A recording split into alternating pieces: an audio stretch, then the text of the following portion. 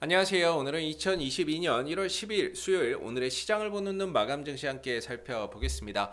자, 핵심만 요약해서 네 가지 정도로 추려서 볼 거고요. 영상 말미에 향후 관심을 가져볼 만한 종목군들은 또 뭐가 있는지 함께 이야기 나눠보도록 할게요. 자, 코스피는 오늘 1.54%, 그다음에 코스닥은 오늘은 2.21%, 양대 지수가 오랜만에 강한 상승 흐름들을 보이면서 마감이 되는 하루였습니다. 자, 오늘 지수가 상승을 한 이유, 전일 마감된 어떤 미 증시에서 하나의 이유를 좀 찾아볼 수 있을 것 같은데요.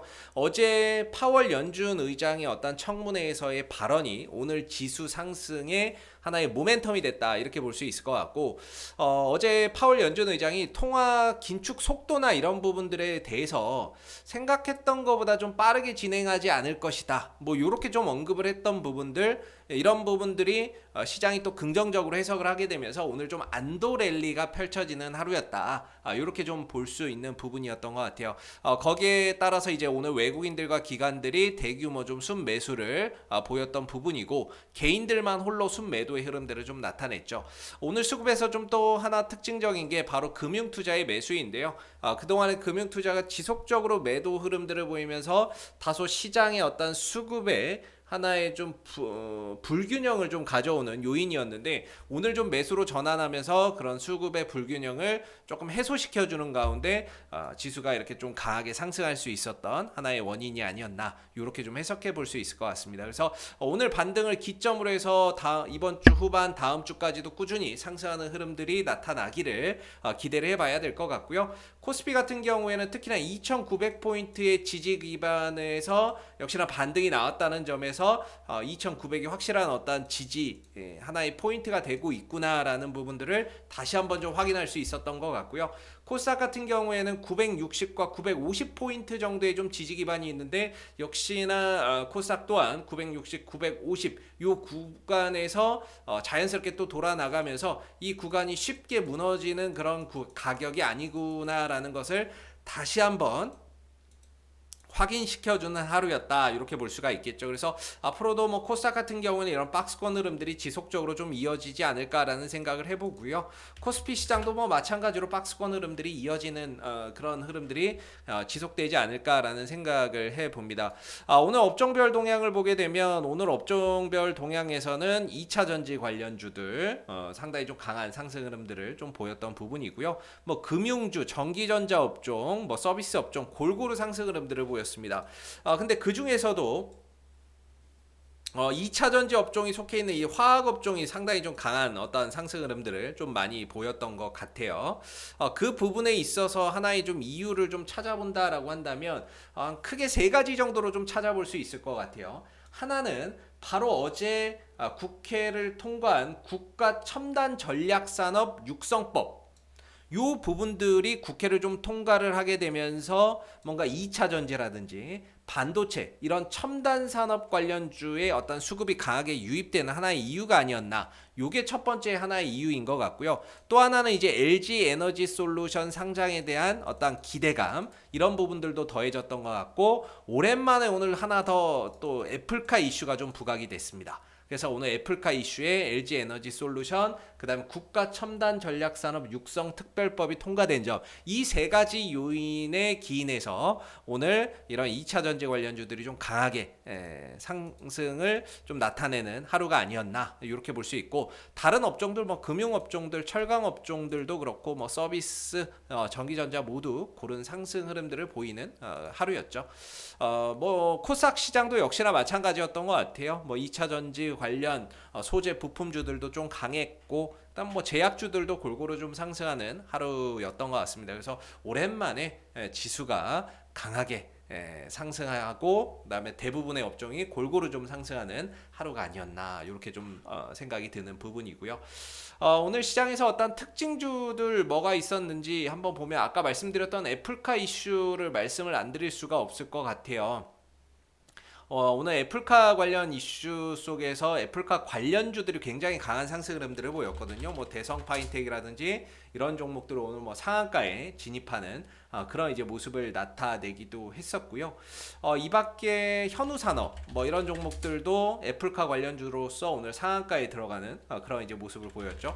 더구전자나 이런 것들도 역시나 이제 오늘 급등 흐름들을 좀 나타내는 모습이었는데 애플카 이슈가 좀 부각이 되면서 다시금 또 애플카 관련 어떤 부품주들이나 뭐 파인 디지털이나 이런 것들도 마찬가지고요. 이런 종목들이 그동안에 좀 바닥권에 있어 있다가 거래량을 터트리면서 강하게 좀 슈팅을 주는 그런 이제 모습을 보이는 좀 하루였던 것 같습니다. 그래서 애플카 이슈가 뭐 단발성으로 끝날 것 같지는 않고요. 또 조정 이후에 2차, 재차 뭐 반등 파동이나 상승 파동을 좀 만들어낼 수 있기 때문에 뭐 애플카 관련주들 가운데 급등 이후에 좀 눌러주는 종목들이 있다면은 그런 종목들은 항상 또 눌러줄 때를 이용해서 반등을 노리고 또 재접근하는 어떤 그런 전략들을 우리가 조심스럽게 미리미리 좀 세워볼 수 있지 않나 이렇게 좀 생각이 들고 그리고 오늘 뭐 워낙에 다 좋아서요. 뭐 특별한 오늘은 뭐 워낙에 애플카 이슈가 너무 강했던 것 같습니다. 네, 강했던 것 같고.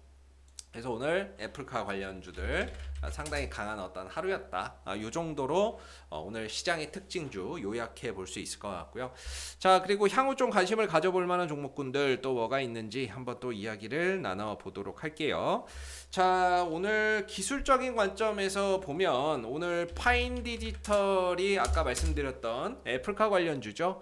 이 종목이 오늘 거래량이 굉장히 많이 터지면서 급등을 보였어요. 우리가 보통 이렇게 강한 거래량이 터지는 종목들은 보통 이렇게 한번 상승하고 죽는 경우는 거의 없죠. 조정을 보이더라도 눌렀다가 또 다시 가는 그런 경우가 있기 때문에 이런 강한 거래량의 장대 양봉이 터지는 종목들은 계속해서 좀 주시할 필요가 있다라는 생각이 들고 오늘 상승을 통해서 1차적인 어떤 이런 저항대는 돌파가 됐어요. 그동안에 저항을 받았고 돌파가 안 되는 저항을 받았는데 이 부분들을 강하게 뚫어줬죠. 거래량을 동반하면서. 자, 그렇다면 앞으로 이후에 좀 조정이 나온다면 이런 구간이 지지가 될 수 있다.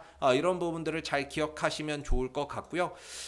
물론 이제 오늘 추가적인 상승을 좀 보였지만은 8,000원대를 넘어서진 못했어요. 이 구간이 아마 좀 2차적인 또 매물대이자 또 저항대가 되는데 이 구간을 돌파하지는 못한 상태로 꼬리를 달면서 마감이 됐거든요. 그렇다는 거는 이 구간에서 어떤 매물이나 이런 부분이 좀 터져 나오는 거기 때문에 여기서 그런 어떤 매물 소화 과정을 거치는 가운데 윗꼬리가 좀 달리지 않았나 이렇게 생각이 드는데 뭐 곧바로 슈팅을 가져가서 돌파를 한다면 뭐 어쩔 수 없는 건데요. 한 번 정도 눌러줬다가 재차 전고점 돌파 시도나 이런 것들을 좀 만들어낼 수 있는 여지도 있기 때문에 우리가 좀 눌러줄 때 한번 이런 자리에서 한 6,700원대 전후죠. 이전에 고점이었는데 눌러주면 이 자리가 지지 기반이 되겠죠.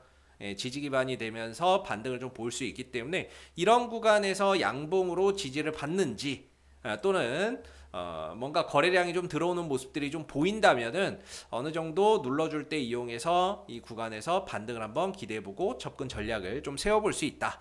이렇게 좀 생각이 드는 부분이고요. 애플카 이슈가 뭐 단발성으로 끝날 건 아니라고 보고 기술적으로도 전고점을 다 뚫어내면서 거래량이 동반되면서 뚫었기 때문에 이런 종목들 거래량이 크게 터지고 장대 양봉이 터지는 종목은 첫 번째 눌림목이나 이런 부분들을 잘 노려볼 필요가 있겠죠. 안 나오고 그냥 간다면 뭐 어쩔 수 없는 건데 내려온다면 한번 반등이나 이런 부분들을 노리고 접근해 볼 수 있는 여지도 있지 않을까 이렇게 좀 생각이 들고 그 다음에 이제 드래곤플라이라는 종목 뭐 NFT 관련주죠. NFT 관련주인데 이 종목도 지금 자리가 상당히 좀 중요한 자리라고 보고 있거든요. 이전에 보시면은 현재 구간이 굉장히 좀 중요하다라고 느껴지는 자리인 게 이전에 올라올 때 이 자리에서 저항을 받은 자리예요.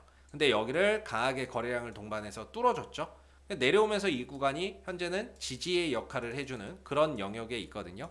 동시에 61선의 어떤 이평선의 지지를 받는 그런 구간에 들어가 있습니다. 굉장히 의미가 좀 깊은 가격이죠. 쉽게 무너질 수 없는 그런 자리고 기술적으로 좀 반등을 기대해 볼 수 있는 자리고 만약에 여기를 뭐 깨진다고 하면은 2,000원대 중반까지 내려갈 수 있기 때문에 이 구간의 어떤 지지 여부를 통해서 반등을 한번 노려볼 수 있는 그런 자리다 이렇게 생각이 들고 이전에도 급등 나오고 눌러줄 때 여기서 가격적인 지지 가격적인 지지받고 다시 올라갔고, 내려오고 지지받고 반등, 지지받고 반등, 지지받고 반등, 지지받고 반등 흐름들을 보였기 때문에 이 3,200원대 전후로 한 어떤 가격적인 지지와 기술적인 지지, 이평선의 지지가 맞물리는 자리다. 그런 차원에서 본다면 현 구간에서 양봉으로 좀 지지되는 걸 보면서 기술적 반등이나 이런 부분들을 한번 노려볼 수 있는 그런 자리가 아닌가, 이렇게 또 생각을 해볼 수 있는 구간에 좀 들어가 있는 것 같습니다. 그래서 이런 것들도 좀 잘 한번 눈여겨 보실 필요가 있을 것 같고요. 사실 이거는 안 하려고 그랬는데요. 안랩은 솔직히 정치 테마주잖아요. 그래서 뭐 이거는 굳이 좀 이야기 안 하려고 했었는데, 그래도 한번 참고적으로만 좀 보신다라고 한다면, 안랩이 이전에 급등이 나오다가 이런 자리가 저항대였어요. 근데 여기를 이제 강하게 또 거래량을 실어주면서 뚫어주는 모습이었죠. 이게 얼마냐면 딱 10만 원짜리거든요. 10만 원짜리가 이전에 어떤 고점이었고 기술적인 좀 저항대 구간이었는데, 이 구간을 강하게 거래량을 실어주면서 돌파를 이뤄냈어요. 그리고 나서 이제 좀 쉬어가는 모습인데, 이전에 이런 저항 자리는 역시나 내려오게 된다면 지지 구간이 될 수 있다. 지지 라인이 좀 될 수가 있겠죠. 지지 기반이 될 수 있고, 이전에도 급등 나오고 여기서 꼬리 달고 재차 반등을 좀 보였던 부분이기 때문에 가격적인 어떤 지지, 10만 원이라고 하는 어떤 심리적인 가격 지지, 그 다음에 어떤 전 고점의 자리였지만, 이전 고점이었지만 돌파가 된 이후에 현재는 지지 기반으로 지지 라인으로 좀 바뀌어 있는 구간, 그렇기 때문에 뭔가 기술적인 반등을 만들어낼 수 있는 부분들, 그리고 안철수 관련 어떤 재료나 이런 부분들도 뭐 사실 아직까지는 좀 살아있다라고 봐야 되겠죠. 그래서 투자의 관점으로 볼 거는 아니지만 어떤 기술적인 반등이나 이런 부분들을 한 10만 원대에서 기대해 볼 수 있다. 그리고 여기서 이제 잘 가다가 하락 장악형 패턴 한번 나왔고요. 이후에 음봉이 3개 정도 떨어지게 되면서 고점 대비 약 한 20% 정도 하락해 있는 상황인데, 우리가 그런 게 있죠. 흑산병 후 적일병. 그래서 음봉이 3개 연속으로 좀 출현한다면 여기서 이제 다음 날은 양봉으로 기술적 반등이나 이런 것들이 나타날 가능성도 높다, 이렇게 보기 때문에 내일 10만 원짜리에서 양봉이나 이런 부분들을 기대하면서 단기적인 반등을 좀 기대해 보기 좋은 어떤 구간이 아닐까. 반대로 뭐 깨진다면은 리스크 관리나 이런 부분들이 이루어져야 되겠지만, 이전에 10만 원대의 어떤 가격적인 의미를 감안해서 본다면 쉽게 무너뜨릴 자리는 아닌 것 같다. 이렇게 좀 생각이 듭니다. 그리고 급등을 보였고 조정을 보였으면 이 조정에 따른 반등 파동이 나타날 수밖에 없는데, 그 부분들을 한 10만 원대 부분에서 좀 노려보는 그런 전략도 충분히 유효하지 않을까, 이렇게 좀 생각이 드네요. 자, 이상 오늘 2022년 1월 12일 수요일 마감 시황 여기까지 하고 좀 정리를 해보도록 하겠고요. 도움이 되셨다면 구독과 좋아요도 한 번씩 부탁드리도록 하겠습니다. 감사합니다.